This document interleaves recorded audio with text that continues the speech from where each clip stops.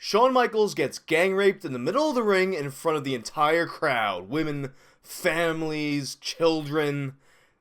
This isn't a discarded Attitude Era storyline. It is your fucking reward for beating WWF WrestleMania the arcade game.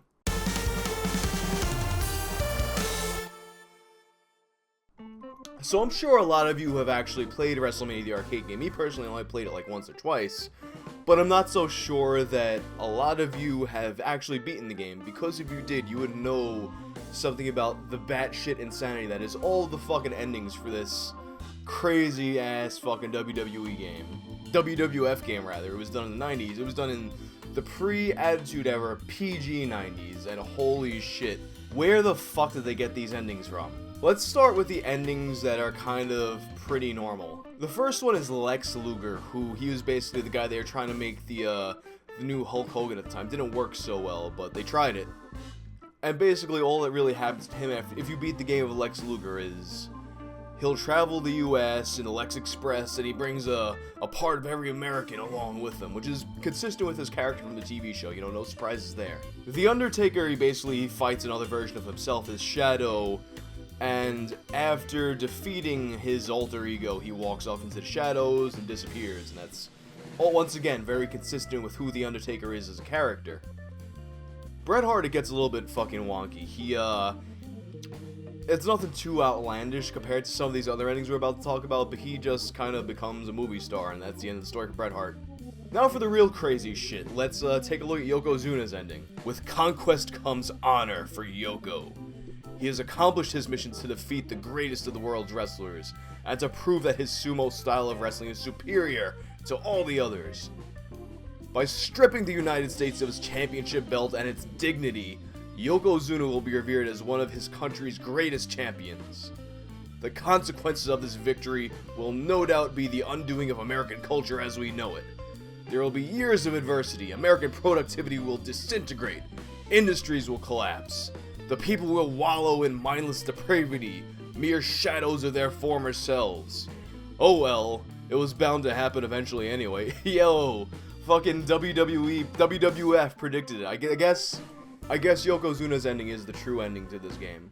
Now we get into the ending that is the subject of this very provocative teaser that I had for this video. Shawn Michaels. Shawn strutted along the ring, arrogantly for several minutes, flexing and chewing his gum with an obnoxious smirk on his face. He'd always brag that he was the greatest thing to grace the World Wrestling Federation, and now he has finally proven it. The ladies in the audience reached out their arms to him and screamed his name. With that, Shawn thought he'd be cute by teasing them with a little hip action. The ladies, in an uncontrollable lust-crazed frenzy, stampeded the ring like cattle, trying to get a hold of him. Shawn scrambled to escape the clutches of the horde, but to no avail. They quickly cornered him and proceeded to ravage him mercilessly. Mind you, this is all in the middle of the fucking ring. When they were through, Shawn was left lying motionless, sans his clothing and some hair, yet with a big ol' grin stamped on his face. He loved the attention, and more so, he loved the women. His craving for attention and multiple women led him to leave wrestling and become a politician where he can get his fill of both. You know, fucking pussy slang Obama. Or I guess, you know what, I think Clinton was the president at the time, so it makes a little bit of sense. Slick Willie, slick Shawn Michaels. So yeah, we have the story of how Shawn Michaels was raped in front of families, in front of thousands of people on TV in the middle of the ring, and he loved every second of it. Doink the Clown. The crowd went wild in celebration of Doink's victory. For an encore, Doink dished out a few final blows with his hammer to each of his unconscious opponents. While the circus music blared, Dink and some clown friends bumbled into the arena on elephants and drew laughter from the audience. Everyone was dancing and having a great time as the fireworks went off all around them until one of the skyrockets exploded too close to the elephants and caused them to panic. They trampled down the entire ring and a sizable percentage of the audience as well.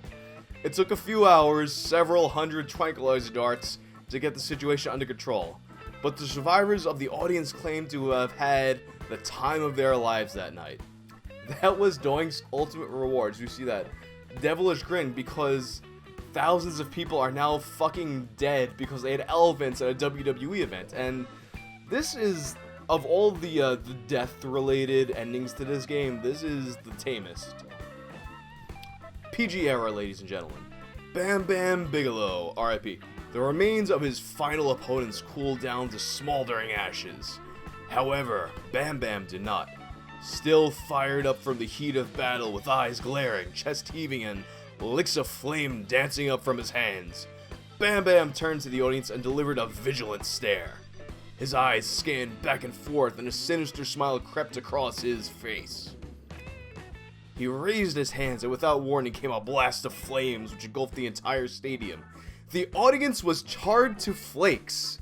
The stadium was reduced to pebbles and the WWF title belonged to Bam Bam Bigelow. The undisputed champion stood among the silent ruins of the now shattered amphitheater, master of all he surveyed. So that's what happens. You beat the game of Bam Bam Bigelow and every single man, woman, and child in the arena that the WWE event was being held at, that WrestleMania was being held at, the entire WrestleMania audience burned to fucking ashes. They're all dead. PG era, guys. Finally, probably what is the darkest ending to this fucking game. This child's game. It was the same makers as Mortal Kombat, so I guess that's why they figured, yeah, wrestlers make people die too?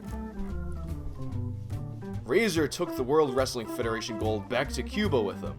He showed the good people there what America has to offer to anyone who is willing to work hard to make their American dream come true.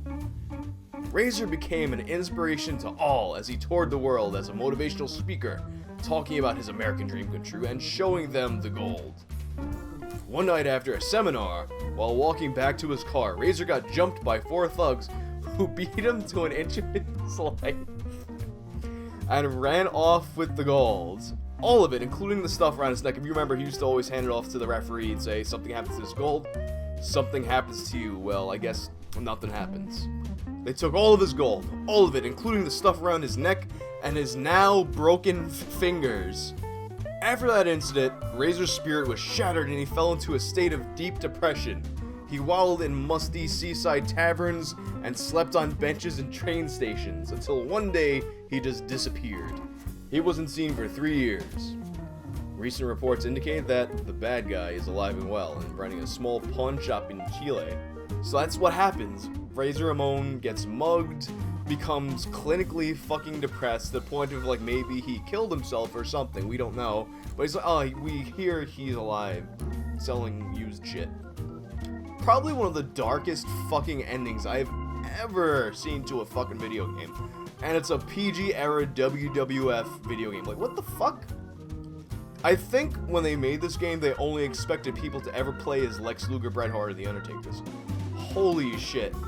Can you imagine what the fuck would happen if WWE put a game out like this now and it just had these kinds of fucking storylines where wrestlers are killing people, getting molested in the fucking ring, going through deep clinical depression? I really don't know what else to say about this fucking game. Everybody get fucked.